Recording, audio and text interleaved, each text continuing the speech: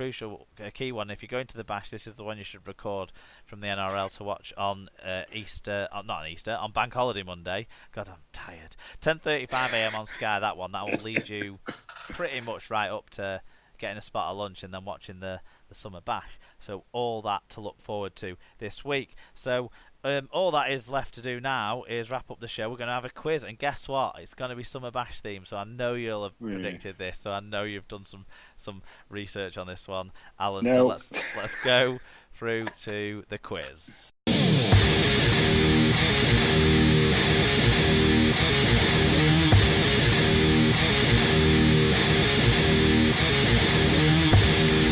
I keep trying to start this section, but I'm too tired to get through it. I don't know why I wrote 10 questions, but it's the Summer Bash quiz, Alan.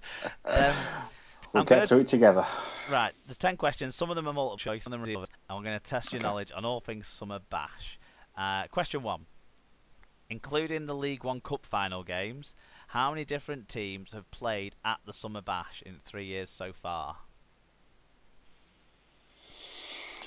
Got a multiple choice? Oh, it is. Go on. Okay. Yeah. A19, B21, or C24? I'm trying to think how many different championships teams there's been during that window. There's been quite a bit of turnover in terms of teams going up and down. 21. Yeah, there has been 21 sides who played in total. Okay. How many points in total? And this figure might be wrong because I put it together myself. How many points in total have been scored in the 3 Summer Bash weekends so far, including League One Cup finals? So we're talking all 21 games. 21 games. Is it A 747, B 847, or C 947? 21 games.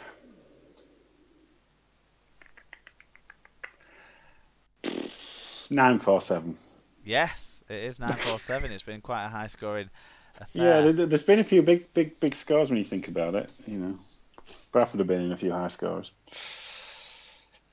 The one against Lee didn't both teams score over 20 points in that one? But there was the London have been involved in some high scoring games, and Featherstone have been on the end of some hide-ins as well. Okay, question 3: Are there A, more sides who've won all their Summer Bash games so far? That's 100% record no matter how many Summer Bashes they've played in. Or B, more sides who've lost all their Summer Bash games so far, so that's a 0% record no matter how many times they've played. Okay.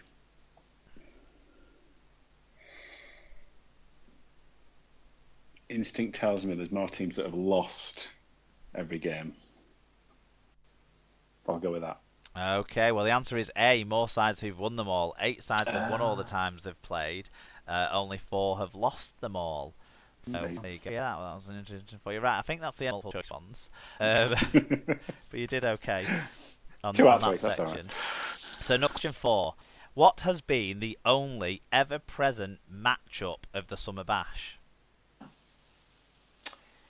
It must be the Heavy Woolen Derby.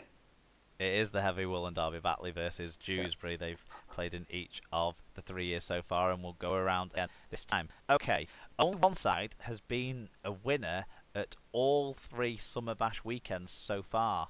Who is that side? Who's that side? Right. So it's not Lee because they've only played in 2.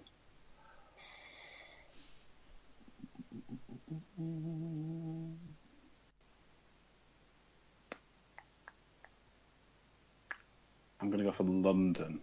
Yes, you are correct. It's the London Broncos. If memory serves, they've dispatched of Sheffield twice and Featherstone last year. Okay. They always go very well there. They're always well supported as well. Always good to see. And they're there all weekend, the London fans. They tend to be there for the games, which is great. Okay, yes. Number 6. Who is the only side to have appeared at all 3 Summer Bash weekends, but so far hasn't tasted victory? Oh, goodness me. Right. Dewsbury have won. Batley have won. Sheffield. No, Not Sheffield. it's not Sheffield. For half marks, I'll let you have another guess. Another guess. You think who else has been in that division? I think Sheffield beat someone last year. Yeah, they must have done because they lost to London twice. Rochdale. No, Rochdale didn't appear in the first summer bash. Go on, I'm not going to get It that was one. Featherstone Rovers. Ah, fair. They lost to Lee in the first summer bash. They were battered in a nice, tasty affair. That was. It was a horrible game to watch. It was awful discipline from the sides. They lost to Halifax. They were battered by Halifax in the second summer bash and were dispatched by the Broncos last year. Yes. Okay, Yeah. questions. Oh, sorry. I wish I thought about that. Bro, I tipped him, but never. We've both tipped him, haven't we? Yeah. And actually, they were big favourites when Halifax beat them 2 years ago. Okay. Yeah. One side has been at every one of the 3 summer bash weekends so far, but has not been in the championship for all of the last 3 years. Who is that side? So it's somebody who played in the league, League One Cup. Oh God, I can only really think of the North Wales and Keighley game. So it's neither of them. So it's somebody who's in the championship now, who was in League One. Oldham. No, it's Swinton Lions. They lost the first. Swinton. The first. I think they scored the first summer bash try, but they lost that game to North Wales, and then was in the championship the 2 following years. Okay. There you go. Question 8. In the 3 summer bash weekends so far, how many hat-tricks have been scored? I just need the number. I don't need you to give me the details unless you want to lay that on as well. This is going to be a massive guess. How many hat-tricks over 21 games? Obviously, they could be on both sides. There's 42 opportunities. 5.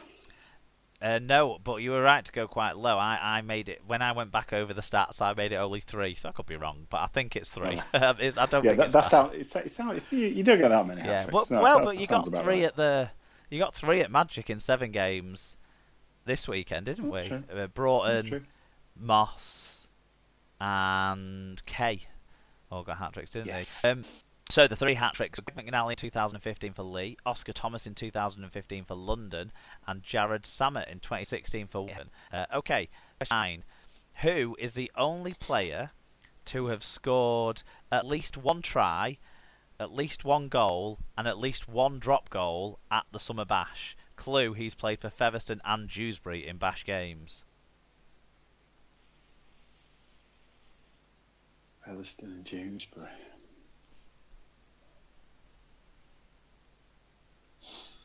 So you're really stretching my knowledge of players at this level, which is distinctly lacking. You'll kick yourself. I'm not. Featherstone and Dewsbury. I'm not going to get it. It's late. Paul Sykes. Paul Sykes. Yeah. Okay. Question 10, and this can totally change the whole landscape of your performance because there's 10 points up for grabs in question 10. Oh, shit. Okay. So, can you name all 10 sides who have played in a summer bash weekend, including League One Cup finals, who will not be playing at Blackpool this weekend? So it's the 10 sides who've played in them before. I'll give you a minute. See how many you can get in a minute. Right. Bradford. Yep. York. Yep. Keighley. Yep. North Wales. Yep. Whitehaven. Yes. Workington. Yes. Barrow. No, they'll be playing this year. Oh. Yeah, I was just going around Cumbria then, to be brutally honest with you. Six ain't a bad run. That's pretty You've good. still got 20 seconds or so, I He's think. playing. Shit, who's in League? He's in League One now.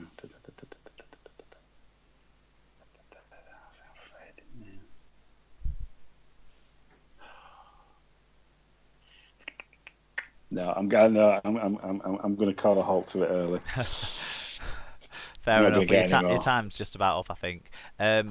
Right. So you did well at the League One Cup sides, but you Yeah, missed that's what I was trying to work through. Other than us. you missed Oldham, you Okay, yeah. missed Hunslet, Hunslet. and you also missed Doncaster, who played in the first Summer Bash in the championship. In the championship, and you missed the one that I thought you might miss because you'd be thinking going down, not going up. Hull KR, Oh, okay. who played in the Magic weekend, of course, this week. So out of a total of 19 potential points, you got 1, 2, 3, 4, 5, 6, 7, 8, 9, 10, 11. It's not a bad go. Not a bad Hey, go. it's over 50%. It Passes the test. Okay. passes as the minimum. I've been so busy with the league this weekend. I don't really have anything to recommend other than having a laugh with other podcasts in Chicken Cottage, if you can manage that at any point in your life. And the chicken wasn't actually that bad to be fair to them. The service was quite good too.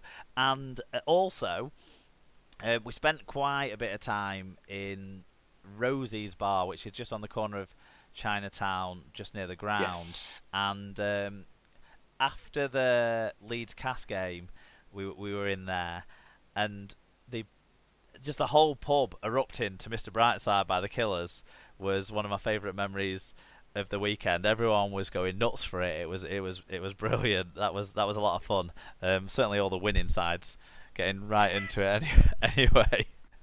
So there you go. So that's about as best I can scrape together from recommendations. What about you? You've always bring something interesting to the table, Alan. No pressure. Yeah, thanks, jeez. Yeah, no, I've also been watching way too much rugby league. But when I haven't been watching that, Anna and I have been catching up with Taskmaster, which I don't know if anyone's mentioned before, on Dave, which is really good. It's a fantastic show with Greg Davis and Alex Horn. And if you haven't seen it, there's a new series out now, but we've been delving through the previous 5 series, and it's incredibly fun, and it's a really nice way to kind of lose yourself for 45 minutes. So that's heartily recommended if you haven't caught it yet. Okay, But yeah, brilliant. other than that, that's it. Fair enough. Next week's show is going to be Tim G in the co-hosting chair, so we look forward to that. I want to thank Paul O'Brien and Phil Nadin for making donations this week. I'm pretty sure I've not missed anyone. I apologise if I have. I'm very tired and my memory is poor and I didn't write it down in the rundown. One little innovation to the donation scheme we brought in over the weekend is that I had some SLP t-shirts made that some of you might have seen some pictures of myself. Basically the main plan was to make them for the co-hosts and for the sponsors of the show. So we've given some of those out, but I want to roll this out as well to people who make donations to the show. So anyone who makes a £20 donation or more, you will be guaranteed a free T-shirt as long as I can get one in an appropriate size. And also, I can't really be arsed with the whole faff of posting stuff. I'm not equipped for that sort of stuff. So I think maybe I might outsource that job to one of our keen and helpful sponsors. But if not, and what I prefer is to be able to hand the gifts over, the thank yous to the thank yous for the thank yous over in person to people at mutually arranged games. I will have a selection of them of limited sizes available at the Summer Bash as well. Phil will be picking up his t-shirt at the Summer Bash. Also, if you've already made a donation so far this year, and basically whatever you've donated so far counts. If you've donated £10 or £15, you only have to donate another £10 or £5 respectively, and you'll qualify for the free gift. So don't worry about having to throw tons of money my way. If you've already given me £20 at some point in the past, get in touch, send me a DM or something with what your size is. I'll make sure I can get one of your size in and what game we can attend together, and I can hand it over to you there. So